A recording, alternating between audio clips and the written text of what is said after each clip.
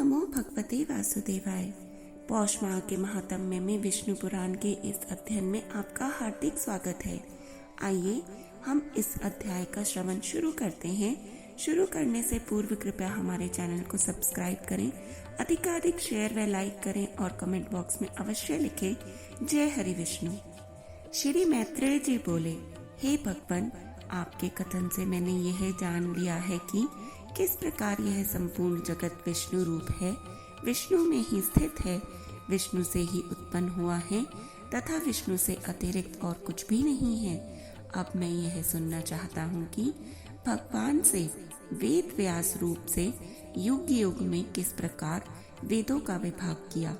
हे महामुने, हे भगवान, जिस जिस युग में जो जो वेद व्यास हुए उनका तथा वेदों के संपूर्ण शाखा भेदों का आप मुझसे वर्णन कीजिए।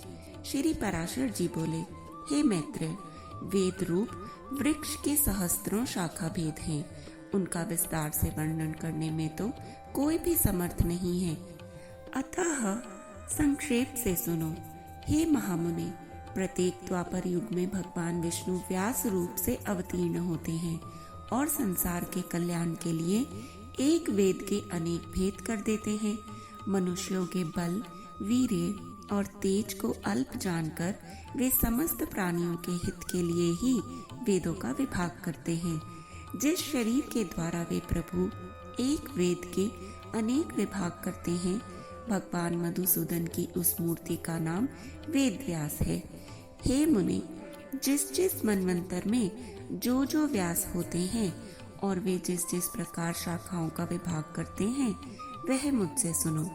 इस वैवस्वत मनवंतर के प्रत्येक द्वापर युग में व्यास महर्षियों ने अब तक पुनः पुनः 28 बार वेदों के विभाग किए हैं। हे साधु श्रेष्ठ, जिन्होंने पुनः पुनः द्वापर युग में वेदों के 4 विभाग किए हैं, उन 28 व्यासों का विवरण सुनो। पहले द्वापर में स्वयं भगवान ब्रह्मा जी ने वेदों का विभाग किया था। दूसरे द्वापर के वेद व्यास प्रजापति हुए। तीसरे द्वापर में शुक्राचार्य जी और चौथे में बृहस्पति जी व्यास हुए तथा पांचवें में सूर्य और छठे में भगवान मृत्यु व्यास कहलाए। सातवें द्वापर के वेद व्यास इंद्र, आठवें के वशिष्ठ, नवें के सारस्वत और 10वें के त्रिधामा कहे जाते हैं। 11वें में त्रिशिक, 12वें में भरद्वाज, 13वें में अंतरिक्ष और 14वें में वर्णी नामक व्यास हुए। 15वें में त्रयारुण, 16वें में धनंजय, 17वें में ऋतुंजय और तदंतर 18वें में जय नामक व्यास हुए। फिर 19वें व्यास भरद्वाज हुए। भरद्वाज के पीछे गौतम हुए और गौतम के पीछे जो व्यास हुए वे हर्यात्मा कहे जाते हैं। हर्यात्मा के अनंतर वाजश्वा मुनि व्यास हुए तथा उनके पश्चात सोम सुषुम वंशी तुणबिंदु 23वें वेद व्यास कहलाए।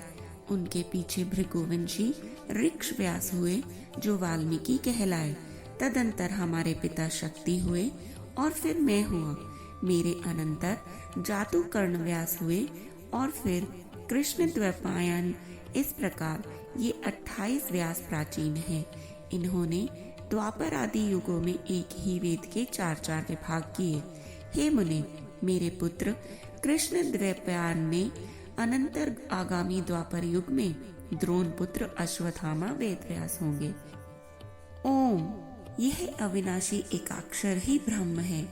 यह बृहत और व्यापक है, इसीलिए ब्रह्म कहलाता है। भूलोक, भुवलोक और स्वरलोक ये तीनों प्रणव रूप ब्रह्म में ही स्थित हैं तथा प्रणव ही ऋक, यजु, साम और अर्थव रूप है। अतः उस ओमकार रूप ब्रह्म को नमस्कार है, जो संसार के उत्पत्ति और प्रलय का कारण कहलाता है तथा मह तत्व से भी परम गुह्य अर्थात सूक्ष्म है। उस ओमकार रूप ब्रह्म को नमस्कार है, जो अगाध, अपार और अक्षय है, संसार को मोहित करने वाले तमोगुणों का आश्रय है तथा प्रकाश में सत्व गुण और प्रवृत्ति रूप रजोगुण के द्वारा पुरुषों के भोग और मोक्ष रूप परम पुरुषार्थ का हेतु है, जो सांख्य ज्ञानियों की परम निष्ठा है। शम दमशालियों का गंतव्य स्थान है, जो अव्यक्त और अविनाशी है तथा जो सक्रिय ब्रह्म होकर भी सदा रहने वाला है, जो स्वयंभू, प्रधान और अंतर्यामी कहलाता है तथा जो अविभाग, दीप्तिमान, अक्षय और अनेक रूप है और जो परमात्म स्वरूप भगवान वासुदेव का ही रूप है।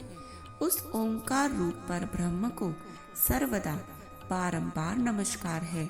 यह ओंकार रूप ब्रह्म अभिन्न होकर भी अकार, उकार और मकार रूप से 3 भेदों वाला है। यह समस्त भेदों में अभिन्न रूप से स्थित है, तथापि भेद बुद्धि से भिन्न भिन्न प्रतीत होता है। वह सर्वात्मा ऋग में, साम में और यजुर में है तथा ऋग यजुः साम का सारूप यह ओंकार ही सब शरीरधारियों का आत्मा है। वह वेदमय है, वही ऋग्वेद आदि रूप से भिन्न हो जाता है और वही अपने वेद रूप को नाना शाखाओं में विभक्त करता है तथा वह असंग भगवान ही समस्त शाखाओं का रचयिता और उनका ज्ञान स्वरूप है। श्री पराशर जी बोले, सृष्टि के आदि में ईश्वर से आविर्भूत वेद ऋग, यजु आदि 4 पादों से युक्त और 1 लक्ष्य मंत्र वाला था। उसी से समस्त कामनाओं को देने वाले अग्निहोत्र आदि 10 प्रकार के यज्ञों का प्रचार हुआ।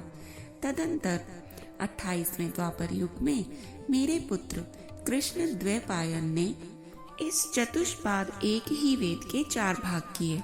परम बुद्धिमान वेद व्यास ने उनका जिस प्रकार विभाग किया है, ठीक उसी प्रकार अन्य अन्य वेद व्यासों ने तथा मैंने भी पहले किया था। अतः हे द्विज, समस्त चतुर्युगों में इन्हीं शाखा भेदों से वेद का पाठ होता है, ऐसा जानो। भगवान कृष्ण द्वैपायन को तुम साक्षात नारायण ही समझो, क्योंकि हे मैत्रेय, संसार में नारायण के अतिरिक्त और कौन महाभारत का रचयिता हो सकता है। हे मैत्रेय, द्वापर युग में मेरे पुत्र महात्मा कृष्ण द्वैपायन ने जिस प्रकार वेदों का विभाग किया था, वह यथावत सुनो। जब ब्रह्मा जी की प्रेरणा से व्यास जी ने वेदों का विभाग करने का उपक्रम किया, तो उन्होंने वेद का अंत तक अध्ययन करने में समर्थ 4 ऋषियों को शिष्य बनाया। उनमें से उन महामुनि ने पैलक को ऋग्वेद, वैशंपायन को यजुर्वेद और जैमिनी को सामवेद पढ़ाया तथा उन्मतिमान व्यास जी का सुमंतु नामक शिष्य अर्थवेद का ज्ञाता हुआ। इनके सिवा सूत जातीय महाबुद्धिमान रोमहर्षण को महामुनि व्यास जी ने अपने इतिहास और पुराण के विद्यार्थी रूप से ग्रहण किया। पूर्व काल में यजुर्वेद एक ही था, उसके फिर उन्होंने 4 विभाग किए, अतः उसमें चातुर्होत्र की प्रवृत्ति हुई और इस चातुर्होत्र विधि से ही उन्होंने यज्ञ अनुष्ठान की व्यवस्था की। व्यास जी ने यजुः से अधर्वयु के, ऋक् से होता के, साम से उद्गाता के तथा अर्थववेद से ब्रह्मा के कर्म की स्थापना की। तदंतर उन्होंने ऋक् तथा यजुः श्रुतियों का उद्धार करके ऋग्वेद एवं यजुर्वेद की और साम श्रुतियों से सामवेद की रचना की। हे मैत्रेय, अर्थववेद के द्वारा भगवान व्यास जी ने संपूर्ण राजकर्म और ब्रह्मत्व की यथावत व्यवस्था की। इस प्रकार व्यास जी ने वेद रूप एक वृक्ष के 4 विभाग कर दिए। फिर विभक्त हुए उन चारों से वेद रूपी वृक्षों का वन उत्पन्न हुआ। हे विप्र, पहले पैल ने ऋग्वेद रूप वृक्ष के 2 विभाग किए और उन दोनों शाखाओं को अपने शिष्य इंद्र, प्रमिति और बाष्कल को पढ़ाया। फिर बाष्कल ने अपनी शाखा के 4 भाग किए और उन्हें बोध्य आदि अपने शिष्य को दिया। हे मुनि, बाष्कल की शाखा की उन 4 प्रति शाखाओं को उनके शिष्य बोध्य, आग्निमाढ़क, याज्ञवल्क्य और पराशर जी ने ग्रहण किया। हे मैत्रेय जी, इंद्र प्रमिति ने अपनी प्रति शाखा को अपने पुत्र महात्मा मांडुक्य को पढ़ाया। इस प्रकार शिष्य प्रशिष्य कर्म से उस शाखा का उनके पुत्र और शिष्यों में प्रचार हुआ। इस शिष्य परंपरा से ही शाकल्य वेद मित्र ने उस संहिता को पढ़ा और उसे 5 अनुशाखाओं में विभक्त कर अपने 5 शिष्यों को पढ़ाया। उसके जो 5 शिष्य थे उनके नाम सुनिए। वे थे मुद्गल, गौमुख, वात्स्य और शालिय तथा 5वें महामती शरीर थे। हे मुनि सतम, उनके एक दूसरे शिष्य शाकपूर्ण ने 3 वेद संहिताओं की तथा चौथे एक निरुक्त ग्रंथ की रचना की। उन संहिताओं का अध्ययन करने वाला वह शिष्य महामुनि क्रौंच, वैतालिक और बलाक थे तथा निरुक्त का अध्ययन करने वाले एक चौथे शिष्य वेद वेदांग के पारगामी निरुक्तकार हुए। इस प्रकार वेद रूप वृक्ष की प्रति शाखाओं से अनुशाखाओं की उत्पत्ति हुई। हे द्विजोतम, वाष्कल ने और भी 3 संहिताओं की रचना की। उन संहिताओं को पढ़ने वाले शिष्य काल्यानी, गार्ग्य तथा कथाजो थे। इस प्रकार जिन्होंने संहिताओं की रचना की वे वह वृक्ष कहलाए। श्री पराशर जी बोले, हे महामुनि, व्यास जी के शिष्य वैशंपायन ने यजुर्वेद रूपी वृक्ष की 27 शाखाओं की रचना की और उन्हें अपने शिष्यों को पढ़ाया तथा शिष्यों ने भी क्रमशः ग्रहण किया। हे द्विज, उनका एक परम धार्मिक और सदैव गुरु सेवा में तत्पर रहने वाला शिष्य ब्रह्मरात का पुत्र याज्ञवल्क्य था। एक समय समस्त ऋषिगण ने मिलकर यह नियम किया कि जो कोई महामेरु पर स्थित हमारे इस समाज में सम्मिलित न होगा उसको 7 रात्रियों के भीतर ही ब्रह्म हत्या लगेगी। हे द्विज, इस प्रकार मुनियों ने पहले जिस समय को नियत किया था उसका केवल एक वैशंपायन ने ही अतिक्रमण कर दिया। इसके पश्चात उन्होंने प्रमादवश पैर से छुए हुए अपने भांजे की हत्या कर डाली। तब उन्होंने अपने शिष्यों से कहा, हे शिष्यगण, तुम सब लोग किसी प्रकार का विचार न करके मेरे लिए ब्रह्म हत्या को दूर करने वाला व्रत करो। तब याज्ञवल्क्य बोले, भगवन, ये सब ब्राह्मण अत्यंत निस्तेज हैं, इन्हें कष्ट देने की क्या आवश्यकता है।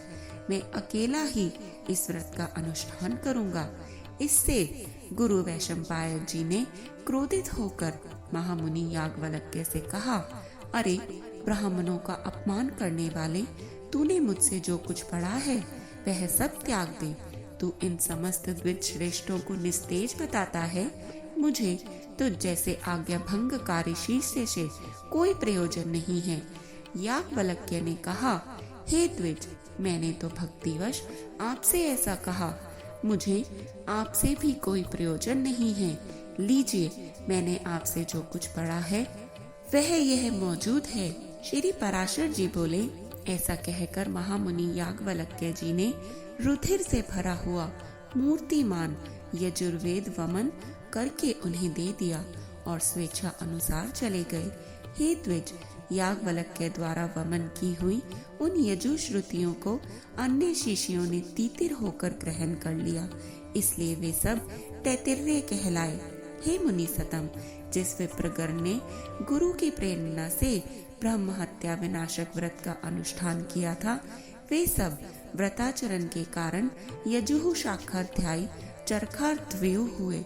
तदंतर याज्ञवल्क्य ने भी यजुर्वेद की प्राप्ति की इच्छा से प्राणों को संयम कर संयत चित्त से सूर्य भगवान की स्तुति की। याज्ञवल्क्य जी बोले, अतुलित तेजस्वी, मुक्ति के द्वार स्वरूप तथा वेदत्रय रूप तेज से संपन्न एवं ऋक्, यजु तथा साम स्वरूप सविता देव को नमस्कार है।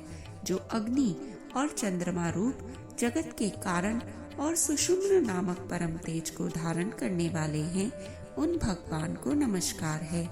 हे भगवान भास्कर, आपको नमस्कार है। कला, काष्ठा, निमेष आदि काल ज्ञान के कारण तथा ध्यान करने योग्य परब्रह्म स्वरूप विष्णु में श्री सूर्य देव को नमस्कार है, जो अपनी किरणों से चंद्रमा को पोषित करते हुए देवताओं को तथा स्वधा रूप अमृत से पितृगण को तृप्त करते हैं। उन तृप्ति रूप सूर्य देव को नमस्कार है जो हिम, जल और उष्णता के कर्ता अर्थात शीत, वर्षा और ग्रीष्म आदि ऋतुओं के कारण है और जगत का पोषण करने वाले हैं। उन त्रिकाल मूर्ति विधाता भगवान सूर्य को नमस्कार है जो जगतपति इस संपूर्ण जगत के अंधकार को दूर करते हैं। उन सत्व मूर्तिधारी विवस्वान को नमस्कार है जिनके उदित हुए बिना मनुष्य सत्कर्म में प्रवृत्त नहीं हो सकते और जल शुद्धि का कारण नहीं हो सकता। उस भास्वानंद देव को नमस्कार है जिनके किरण समूह का स्पर्श होने पर लोग कर्मानुष्ठान के योग्य होता है। उन पवित्रता के कारण शुद्ध स्वरूप सूर्य देव को नमस्कार है। भगवान सविता, सूर्य, भास्कर और विवस्वान को नमस्कार है। देवता आदि समस्त भूतों के आदि भूत आदित्य देव को बारंबार नमस्कार है जिनका तेजो में रथ है, प्रज्ञा रूप ध्वजाएं हैं जिन्हें छंदों में अमर अश्वगण वहन करते हैं तथा जो त्रिभुवन को प्रकाशित करने वाले नेत्र रूप हैं। उन सूर्य देव को मैं नमस्कार करता हूँ। श्री पराशर जी बोले, उनके इस प्रकार स्तुति करने पर भगवान सूर्य अश्वरूप से प्रकट होकर बोले, तुम अपना अभीष्ट वर मांगो। तब याज्ञवल्क्य जी ने उन्हें प्रणाम करके कहा, आप मुझे उन यजु श्रुतियों का उपदेश दीजिए जिन्हें मेरे गुरुजी भी न जानते हों। उनके ऐसा कहने पर भगवान सूर्य ने उन्हें अयात्याम नामक यजु श्रुतियों का उपदेश दिया जिन्हें उनके गुरु वैशंपायन भी नहीं जानते थे। हे द्विजोतम, उन श्रुतियों को जिन ब्राह्मणों ने पढ़ा था वे वाजी नाम से विख्यात हुए क्योंकि उनका उपदेश करते समय सूर्य भी अश्वरूप हो गए थे। हे महाभाग, उन वाजी श्रुतियों का कानव आदि 15 शाखाएं हैं। वे सब शाखाएं महर्षि याज्ञवल्क्य की प्रवर्त की हुई कही जाती हैं। जय हरि विष्णु। आगे के इस रोचक अध्याय का श्रवण करने के लिए कृपया हमसे जुड़े रहें और इस गंगा स्वरूप ज्ञान के प्रवाह में अपने आप को जरूर धो लें और जपते रहें हर हर महादेव।